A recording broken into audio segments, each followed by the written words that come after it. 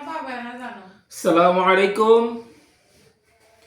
আমরা আজকে আলোচনা করব বৈশিষ্ট্য হিসেবে বাতের হোমিওপ্যাথিক সমাধান নিয়ে।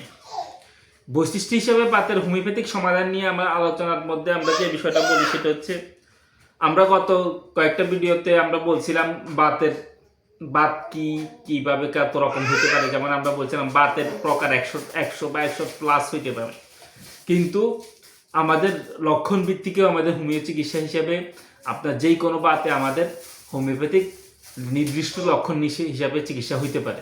যেমন আমরা বলি আমাদের লক্ষণে আমরা যেটা 6টা বৈশিষ্ট্য থাকে, যেমন কজেশন, তারপর লোকেশন, সেন্সেশন, মডালিটিস।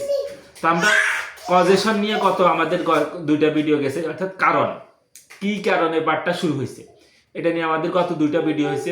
আজকে আমরা বলবো মডালিটিস, অর্থাৎ বাতের বৈশিষ্ট্য, বাতের ব্যথা কখন বাড়ে কখন কমে, এই বৃদ্ধি উপশম নিয়ে আজকে আমাদের দ্বিতীয় চ্যাপ্টার, বাতের সমস্যার দ্বিতীয় চ্যাপ্টার, এই সমাধানের দ্বিতীয় চ্যাপ্টার। তো এই সমাধানের দ্বিতীয় চ্যাপ্টারে আমি আলোচনা করতেছি doctor Naimul Kibria, BH-MS Bangladesh homeopathic medical college, DH-MS রোকেয়ান ইসলাম হোমিওপ্যাথিক মেডিকেল কলেজ, উচ্চতর প্রশিক্ষণপ্রাপ্ত গর্ভ ও গর্ভবতী মায়ের পরিচর্যা। তো আলোচনার প্রথমে আমরা যে বিষয়টা বলি, যদি আমরা এরকম পেশেন্ট পাই যে তার বাতের ব্যথা রাতেই বৃদ্ধি পায়, রাতে বৃদ্ধি পাওয়া বাতের ব্যথায় আমরা 3টা মেডিসিনের কথা কমনভাবে চিন্তা করতে পারি। একটা হচ্ছে অ্যাসাফয়েটিডা, 2 নম্বর হচ্ছে সিফিলিনাম, 3 নম্বর হচ্ছে ফেরামমেড। এই 3টা মেডিসিন রাতে বৃদ্ধি, কমনভাবে বাতের ব্যথা রাতে বৃদ্ধি। এই বাতের ব্যথা যদি শয়নে বৃদ্ধি হয়, যদি বাতের ব্যথা বৃদ্ধি হয়, তখন আমরা রুটার কথা চিন্তা করব। বাতের ব্যথা যদি শয়নে বৃদ্ধি পায় তাহলে রুটার। এরপরে আমরা দেখি যদি বাতের ব্যথা শয়নে উপশম বৃদ্ধি পেলে রুটার, তাহলে উপশম হইলে কি? উপশম হইলে ম্যাঙ্গারাম মেডিসিনটা আমরা চিন্তা করব। অবশ্যই আমাদেরকে লক্ষণের কথা চিন্তা করতে হবে। এটা হচ্ছে একটা লক্ষণ, যদি এটা পুরাটা কভার করে সময় সহায়তা, অর্থাৎ আমরা এটাকে সাথে সাথে আমাদের অন্যান্য ব্যাপারগুলো চিন্তা করতে হবে যদি না হয়। এরপর আমরা দেখি যদি কারোর এমন হয় যে রাত 2টায় তার এই বাতের ব্যথাগুলা বৃদ্ধি পায়, রাত 2টায় বাতের ব্যথা বৃদ্ধি পেলে আমরা ক্যালকেরিয়া কার্ভের কথা চিন্তা করি। রাত 2টায় বাতের ব্যথা বৃদ্ধি, আর রাত যদি 2টা থেকে 4টায় বৃদ্ধি হয়, রাত 2টা থেকে 4টায় যদি বাতের ব্যথা বৃদ্ধি হয়, তখন আমরা কেলি কার্ভ মেডিসিনটার কথা চিন্তা করব। কেলি কার্ভ 2টায় বৃদ্ধি হলে ক্যালকেরিয়া কার্ভ, 2টা থেকে 4টে হলে কেলি কার্ভ। অবশ্যই এখানে আমাদেরকে অন্যান্য লক্ষণের দিকে বিবেচনা রাখতে হবে। তো এতক্ষণ তো আমরা বললাম রাতে বৃদ্ধি, কিন্তু যদি কারো দিনে বৃদ্ধি হয়, তার বাতের ব্যথা দিনে থাকে, দিনেই সে কষ্ট পায়, এই বাতের ব্যথা যদি দিনে বৃদ্ধি হয়, তখন আমরা এই দিনে বৃদ্ধি হওয়া বাতের জন্য ম্যাডোরিনামের কথা চিন্তা করি। ম্যাডোরিনাম অর্থাৎ রাতের ব্যথা দিনে বৃদ্ধি, ম্যাডোরিনাম। এরপরে আমরা দেখি যদি কারোর এমন হয় যে শীতল ভেজা আবহাওয়ায় বৃদ্ধি, অর্থাৎ শীতল ভেজা আবহাওয়া, এটা হচ্ছে অনেক সময় বর্ষায় এটা হইতে পারে। বর্ষায় আবহাওয়া, বাতাসে পানির পরিমাণ বেশি থাকে। গ্রীষ্মে অনেক সময় হইতে পারে, গ্রীষ্মে এটা কম হয়, গ্রীষ্মতে গরম ভেজা আবহাওয়া থাকে।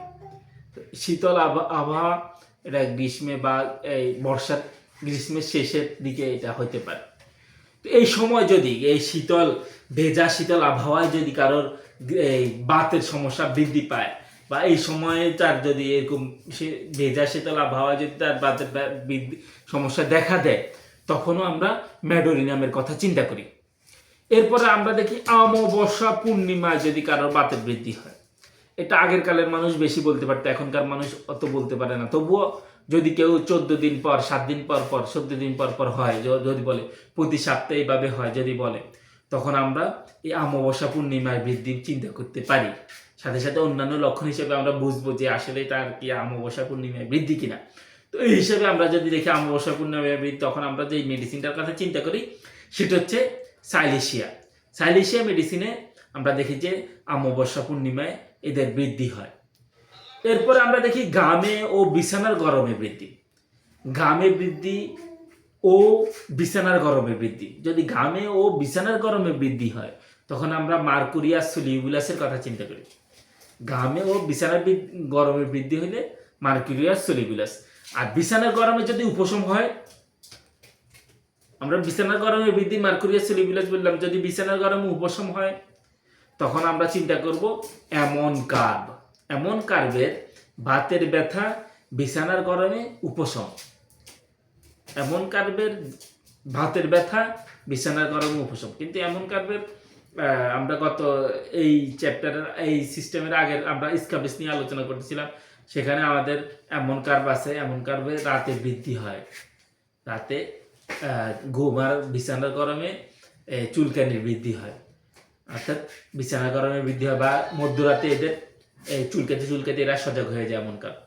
আচ্ছা, এমন কার্ভ আমরা চুলকানি নিয়ে পরবর্তী ভিডিওতে আমরা সবগুলো ভিডিও বলি নাই, আমাদের বাতের সমস্যাটা চিন্তা করলাম এটা নিয়ে আলোচনা করার দরকার, এই জন্য আমরা মধ্যখানে বাতের সমস্যা নিয়ে আলোচনা করছি। পরবর্তীতে আমরা এই চ্যাপ্টার শেষ করে আমরা চুলকানির ব্যাপার নিয়ে বা স্কাবিস নিয়ে আমরা পরবর্তী আলোচনা করব। তো আমাদের ভিডিও যথেষ্ট বড় হয়েছে, পরবর্তী ভিডিওতে আমরা এই বৈশিষ্ট্যের বাকি অংশ নিয়ে আলোচনা করব। আজকের মতো এখানেই বিদায়। আসসালামু আলাইকুম রহমতুল্লাহ।